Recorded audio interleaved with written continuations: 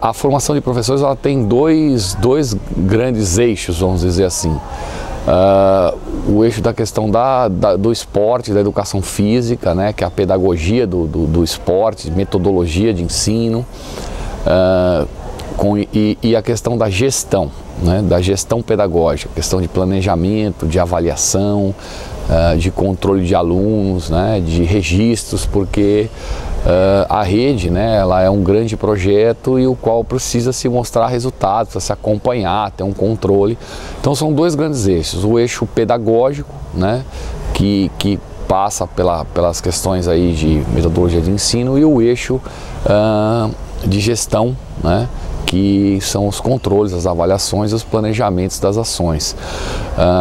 Essa formação a gente percebe que é uma carência muito grande dos professores, né? Nós atuamos junto a professores de educação física, mas também a professores pedagogos, né? Aqueles pedagogos de séries iniciais, né? Que a gente chama o professor generalista, né? Em cada região tem um nome, mas são os professores do primeiro ao quinto ano que trabalham todas as disciplinas e que, né, na sua grande maioria não tem conhecimento, informação de como trabalhar a educação física, e ela sempre acaba sendo relegada nas suas práticas pedagógicas. Então esse professor também é bem-vindo, né? E ele também é capacitado, junto com os professores de educação física, né?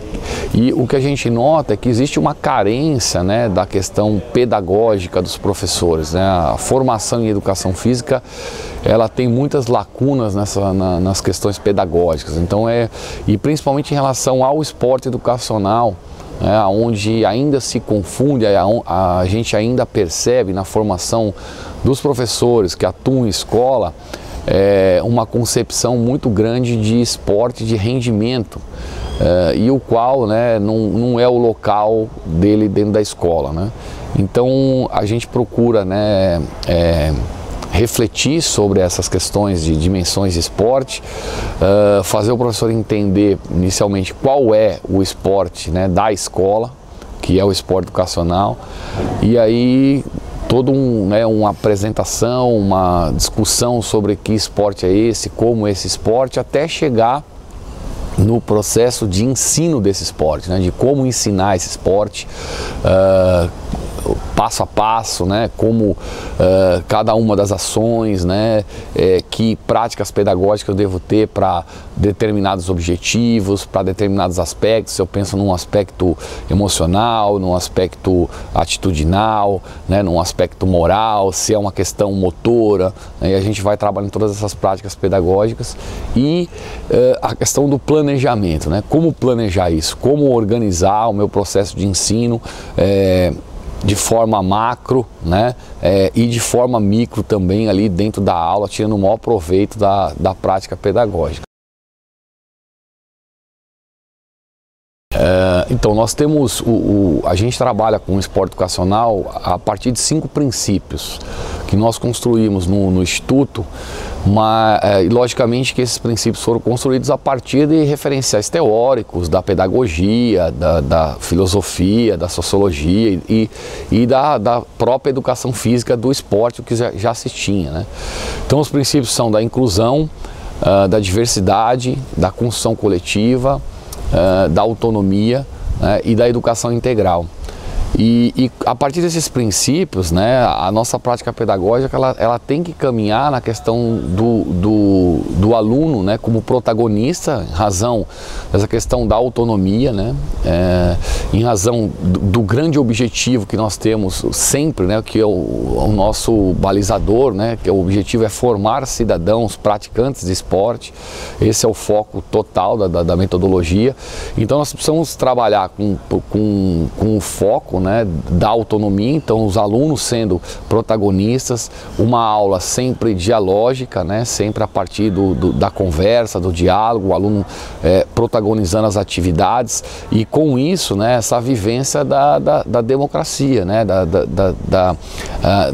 de valorizar, né, o que é a cultura do aluno, quais os valores que ele traz, a opinião dele, para ele sentir uma prática significativa, né, que E essa é a grande diferença do esporte de rendimento, né? Onde o esporte de rendimento, o foco é a prática para a formação de atletas, né? Para ganhar o campeonato, onde não importa muito a opinião, né, dos seus participantes, porque o foco é outro. Não estou dizendo que ele é pior ou que é melhor, simplesmente que é uma outra perspectiva, são outros objetivos, né?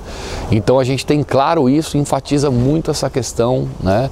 Porque senão a gente nunca vai formar um cidadão, nunca vai também formar, né, esse cidadão autônomo que pretendemos, né?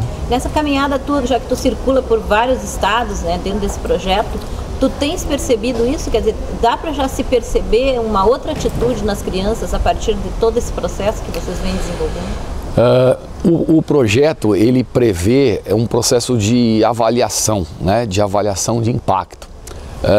As duas redes do Amazonas e Bahia, elas estão na frente, né? Então aqui no Rio Grande do Sul estamos no ano 4, lá eles estão, no Rio Grande do Sul estamos no ano 2, lá eles estão no ano 4. Então lá foi feita uma avaliação de impacto, né? E a gente percebe em depoimentos dos professores, dos gestores públicos, dos pais dos alunos e também uma avaliação que nós temos local, a partir de observação das aulas, uma mudança de comportamento dos alunos. Então, assim, né, você vê os alunos inicialmente, numa avaliação inicial, onde poucos falavam, poucos davam opinião, que esperavam as decisões dos professores, a definição, né? Ou seja, a função deles era executar, né? Era brincar. E no segundo momento, numa avaliação, né, após 2 anos, a gente constata os alunos mais participativos, né, mais autoconfiantes, dando sua opinião, escutando a opinião do outro, o que inicialmente não se via, né, o que inicialmente eles eram muito calados, né, não tinham esse espaço, talvez até para um próprio, né, um processo educacional maior da escola como um todo, que não dá esse espaço a eles, né?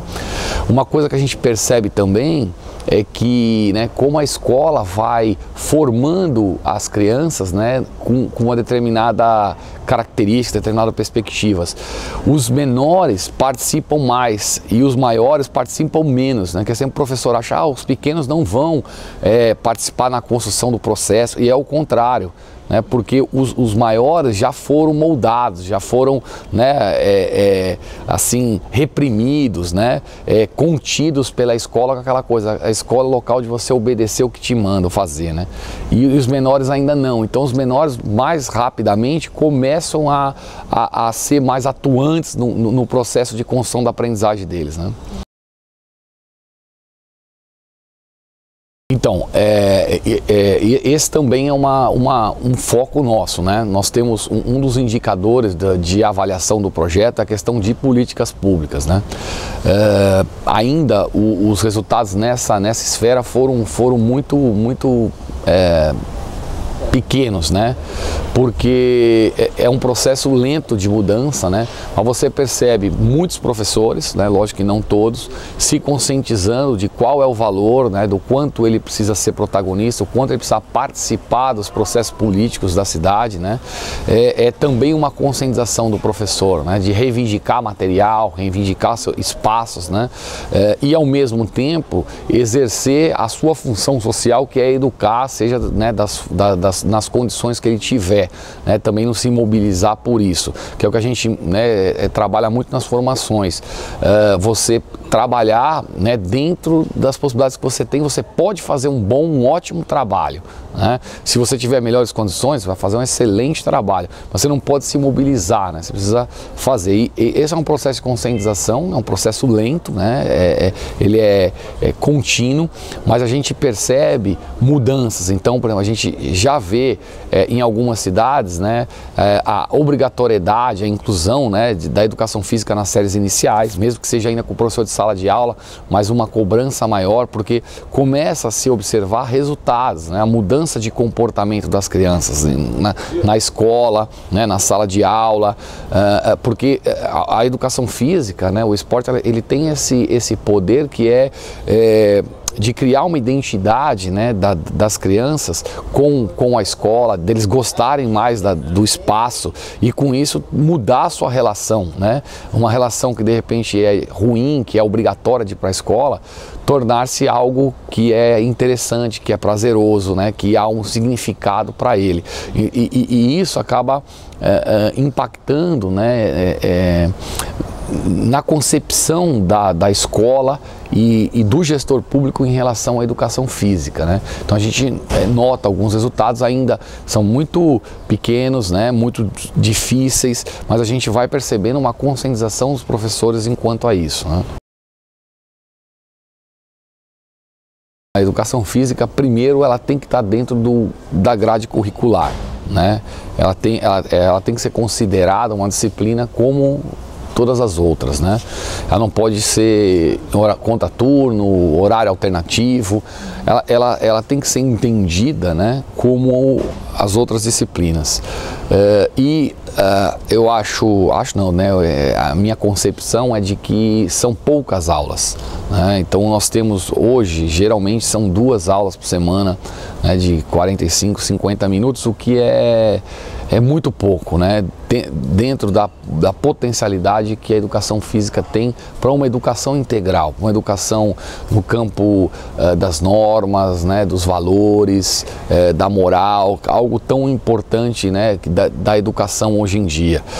Então a gente ainda vê nos currículos, né, algumas disciplinas com muitas aulas, né, e a educação física até em alguns lugares chegando a ser apenas uma aula por semana, né?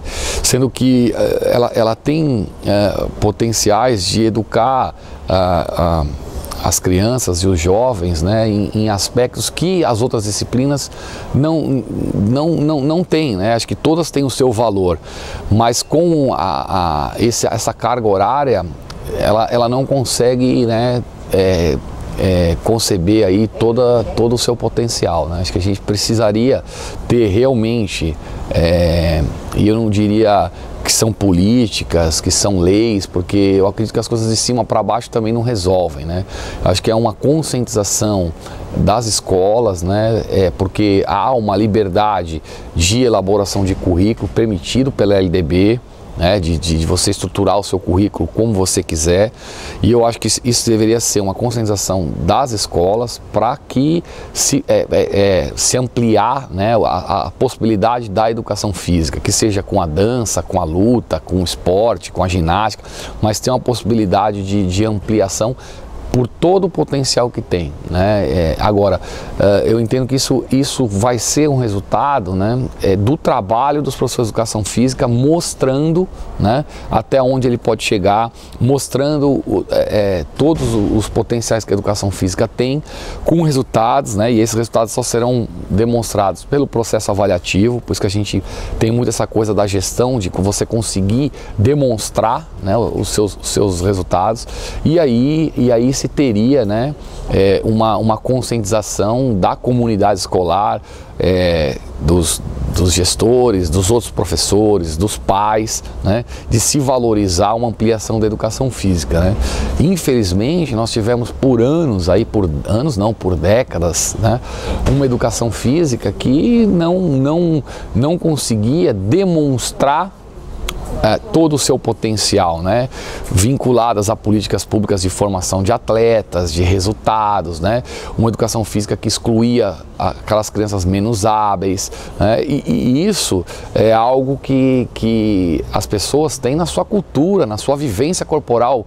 Muitos foram excluídos, muitos não tiveram oportunidades e enxergam a educação física desta forma, né? Então, para mudar toda uma cultura que durante décadas aí foi sendo, né, forjada, é um processo, né, também que vai levar muito tempo, né? A gente vê toda uma mudança de concepção da educação física já no final dos anos 80 e que aos poucos a gente vem observando, né, novas gerações de professores com as concepções diferentes, né?